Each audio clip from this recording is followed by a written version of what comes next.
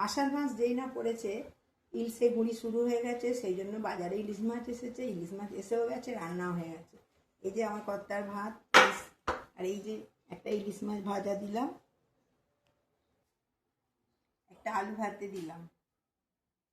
ইলিশ মাছের তেল ছাড়া আবার তো হয় না, তো একটু ইলিশ মাছের তেলও দিয়ে দিলাম।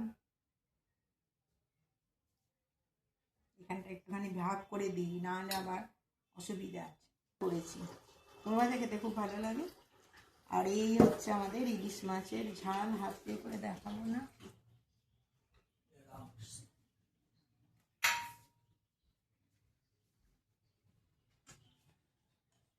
দেখাতেও খারাপ লাগছে, যদিও এখন তো অনেক বাড়িতেই খাওয়া হয়নি। তো এই যে ইলিশ মাছের ঝাল, বেগুন ইলিশ করেছি। শুভ দুপুরের শুভেচ্ছা রইল। যখন দাম কমবে খাবেন। সেন্ট কিন্তু নেই বেশি।